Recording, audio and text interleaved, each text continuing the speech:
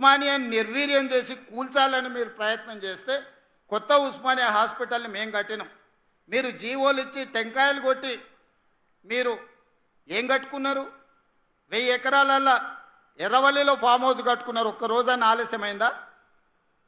జన్వాడలో 100 ఎకరాలలో farm house కట్టుకున్నావు నువ్వు, విలాసవంతమైన ఫామ్ హౌస్, వైట్ హౌస్ కూడా పనికిరానంత గొప్ప ఫామ్ హౌస్ కట్టుకున్నావు. ఒక్క రోజన్నా ఆలస్యమైందా? మీ చెల్లెలు శంకర్పల్లిలో ఫామ్ హౌస్ కట్టుకుంది, ఎప్పుడైనా ఆగిందా? మీ బావ మొయినాబాద్లో ఫామ్ హౌస్ కట్టుకున్నాడు, ఎప్పుడైనా ఆగిందా? మీ ఫామ్ హౌస్లో ఒక్కరోజు కూడా ఆలస్యం కాకుండా ఒక ఆయన 1000 ఎకరాలలా, ఇంకొక ఆయన 100 ఎకరాలలా, మీ చెల్లెలు 50 ఎకరాలలా, మీ బావ 25 ఎకరాలలా విలాసవంతమైన భవంతులు, పెద్ద పెద్ద గడీలు నిర్మించుకున్నారు. సరైన సమయంలో అవి పూర్తయినాయి. కానీ మా పేదలకు అందించే ఒక్క హాస్పిటల్ అన్న మీరు గట్టి చూపించిండ్రా? పూర్తి చేసిండ్రా? ప్రారంభించిండ్రా? పేదలకు వైద్యాన్ని అందించిండ్రా?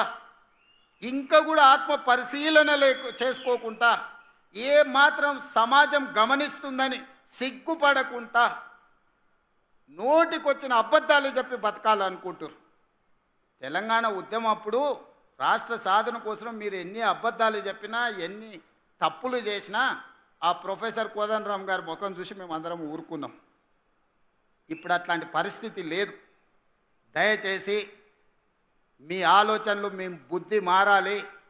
కరువు రావాలని అఘోర దీక్షలు, రాష్ట్రంలో రైతులు చచ్చిపోవాలని చేతబడులు చేపించేది మాని మీ బుద్ధి మారాలని ఆ నల్లమల్ల అడవుల్లో పోయి ఒక 2 ఏళ్ళు తపస్సు ఏమైనా చేస్తే, అడవులల్లో ఆ సెంచులకు ఏమైనా సేవ చేస్తే, లేకపోతే ఆదిలాబాద్లో మా గోండులకు ఏదన్నా సేవలు అందిస్తే, మీరు సంపాదించిన 1,00,000 కోట్లల్లో కనీసం నియోజకవర్గానికి 10 కోట్లు 20 కోట్లు ఖర్చు పెట్టి సేవలు చేస్తే మీరు చేసిన పాపాలు కొన్నెన్నా తగ్గుతాయి, మీకు విముక్తి జరుగుద్ది.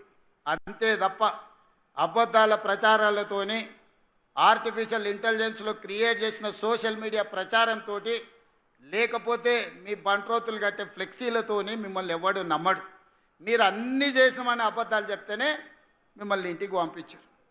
పార్లమెంట్ అప్పుడు గుండు సున్నిచ్చారు. సర్పంచ్ ఎలక్షన్లు అప్పుడు గోతి తీసి పాతి పెట్టారు.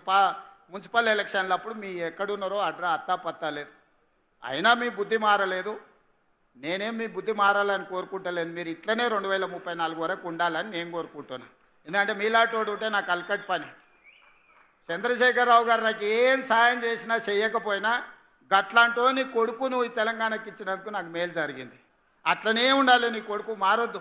మారితే మళ్ళీ మేము ఇంకా కొంచెం ఎక్కువ కష్టపడాల్సి వస్తుంది. కాబట్టి మిత్రులారా, ఎవరేమనుకున్నా మా మంత్రులు కూడా బాధపడుతున్నారు. మా ఎంకన్న, మా బట్టన్న వాళ్ళు ఇట్లే చెప్పిరు అట్లే చెప్పిరని. వాళ్ళు అట్లనే అబద్ధాలు చెప్పాలన్నా నిజాలు ప్రజలకు అర్థమవుతూనే ఉంటాయి. వాళ్ళ అబద్ధాలు చెప్పడం మాననంత కాలం నేను ఇట్లాంటి నిజాలు చెప్పడం కూడా మాననింగా. ఎందుకంటే ప్రతి దగ్గర ఒక 5 నిమిషాలు నిజాలు చెప్పడం మొదలు పెడతా. ఇన్ని రోజులు మనకెందుకు లేని ఊరుకున్నా, ఇప్పుడు నిజాలన్నీ మీకు చెప్తాను. నిజాలు మీకు తెలుస్తాయి.